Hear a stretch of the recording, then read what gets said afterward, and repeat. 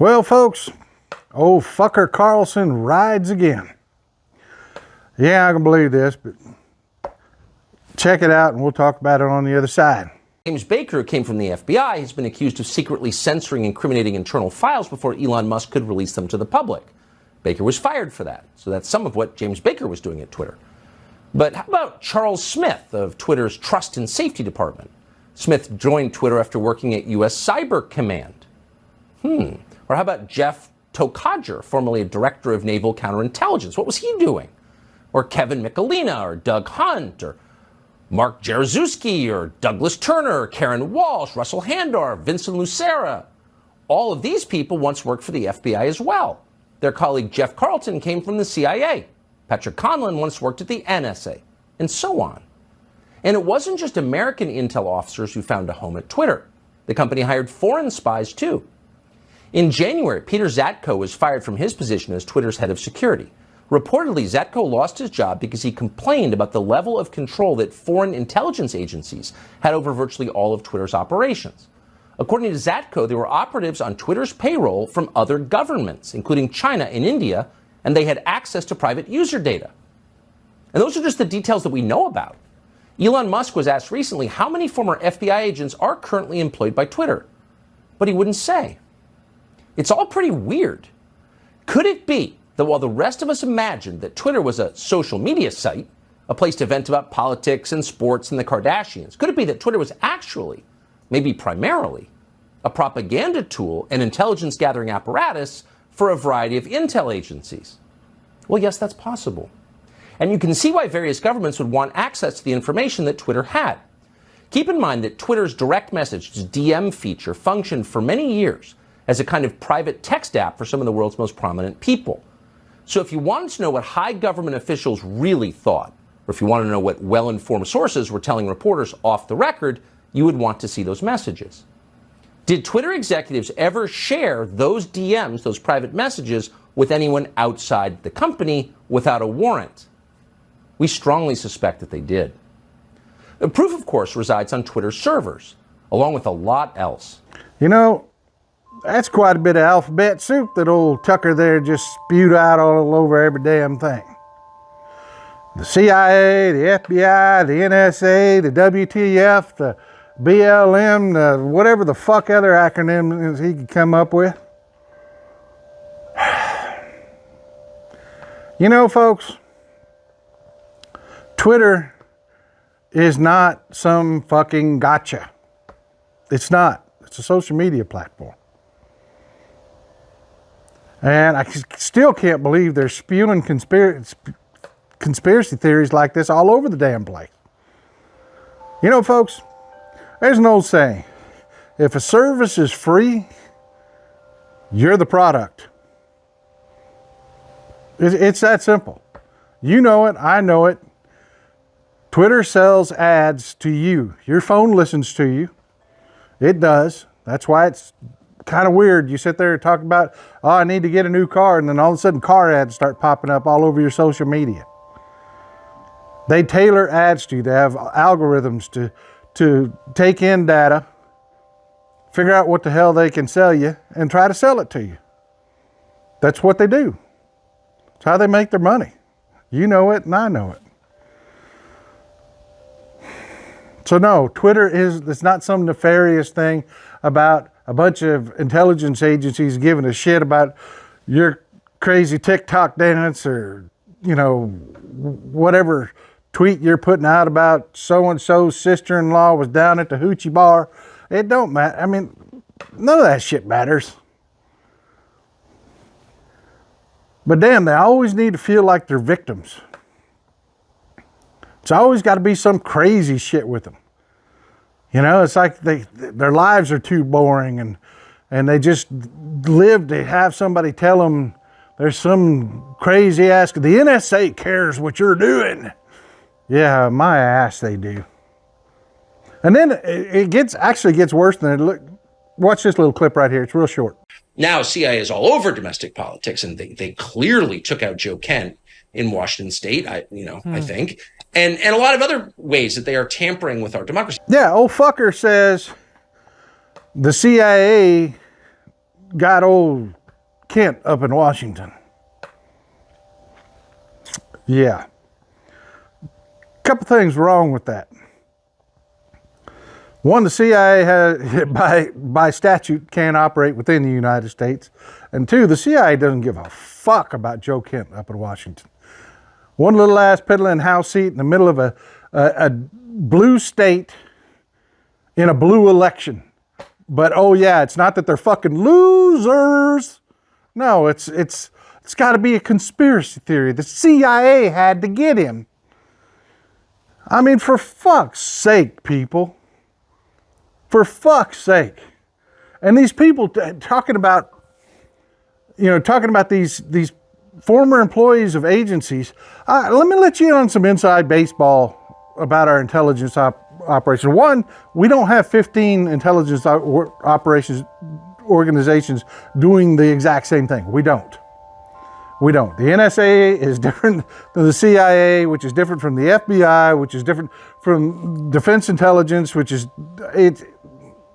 Navy Intelligence, Army Intelligence. They're all doing different jobs. And the reason they're desirable, former employees of those agencies that have developed skills, is because the skills aren't so much in the stealth stuff and the gathering of information. You know, that's actually a rather small part. There's signal intelligence, and then there's human intelligence.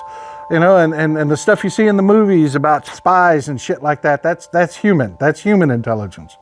You know, most of it is just data. What makes these ex-employees valuable to a company like Twitter, which farms data, your data, to figure out, you know, tweak their algorithms to be the most effective as they can possibly be at selling you something, which means they can go to GM and say, hey, run ads on my platform. I can sell your cars. What makes these guys so valuable, if you think about it, is that they know how to compile data in a usable way so that analysts can look at it and come up with reasonable, intelligent, factual, you know, scenarios and decisions and advice.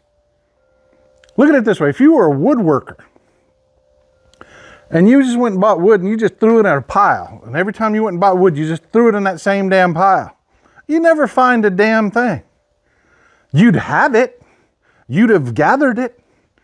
Just like they could gather all the intelligence in the world. But if you can't stack it up and organize it neatly, where in a way that you can access it and use it and see what you have, catalog what you have so that people can come in and do what they need to do, that's where the real skill lies. And that's the value these people have to Twitter, is they can take all the shit that your phone hears you say, they can sift it out, sort it out, tweak their algorithms, and then turn around and put the right ads in front of you for shit that you want to buy. Yay! Maybe you'll get a coupon. You know what I mean? This isn't nefarious, people. It's capitalism. But no, these right-wingers have to constantly, and you know, he's sitting there on there with Tulsi Gabbard, which is another notorious fucking Russia lover. They sit there and attack our institutions constantly. They cotton to people like Viktor Orban, who's a dictator over in Hungary. Tucker Carlson was over there filleting that guy. They had CPAC over there. He was kissing his ass, man. I swear to God. I thought he was going to toss his salad right there on Fox News. It's just the way they are.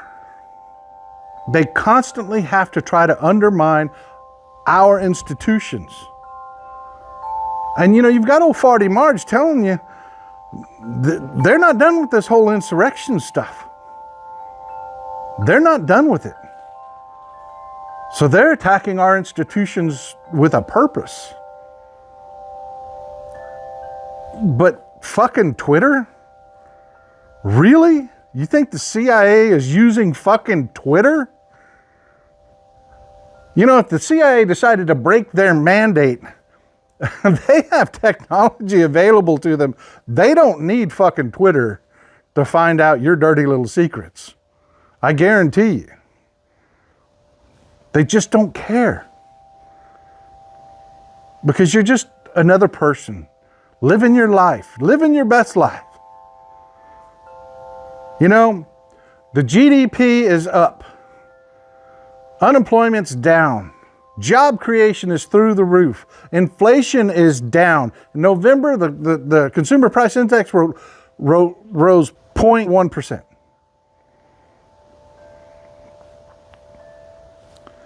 I mean, come on, folks. The stock market's up. Stock market's been on a 6-month rally, man. A few more points, it'll be up for the year. Everything's good. Everything's good. We just had the president sign the Respect for Marriage Act.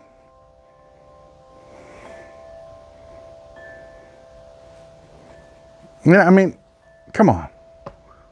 Life is good, folks. That's all these folks have. They're going to bitch about the border. They're going to bitch about, immigrants. And that it's going to be the government is doing nefarious shit, the deep state. Because they've got nothing. They've got nothing but to shit on America. I'm tired of it. I know you're tired of it too. And damn it, that's why I say we have to end the Republican Party.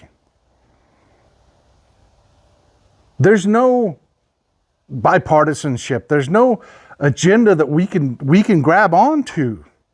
I mean, think about it. All the things that we're doing, President Biden has prevented a war in Europe from breaking out. He got a prisoner negotiation from Russia while Russia's in a war by proxy against us. And what are the Republicans talking about? Hunter Biden's dick. Come on, people. We're better than this. We are better than this. We are better than they are. We need to keep working, keep hammering away, and put that Republican Party away for good. Something else will pop up in this place. Something else will, an opposition party will come up. But this party isn't it. It's sick to the core. They have not yet taken a look at themselves and said, gee, maybe it's me. Maybe we need to change what we're doing for people. No, it's this shit. Conspiracy theories and attack our government. I love you folks. I need your help. I need your help putting that party in the ground. Hit the subscribe button. Take a look at the guy's Patreon. You know, not everybody can help out, but if you can, take a look at the Patreon. Get something for your money. I'm telling you folks, we need your help. We don't have a corporate sugar daddy telling us what to say, when to say it, and how to say it. We just tell you what's going on. Common sense shit like this, like the CIA don't give a damn what you're doing on Twitter. Love you folks. Old Texas Paul out. Our blue wall stopped the red wave and election deniers got denied election. That's why we're celebrating with the new Democracy Prevails team. We've got lots of work to do, but we should all be proud that when democracy was tested, democracy prevailed. You've earned this. Don't wait. Get yours right now at store.MeidasTouch.com. That's store.MeidasTouch.com.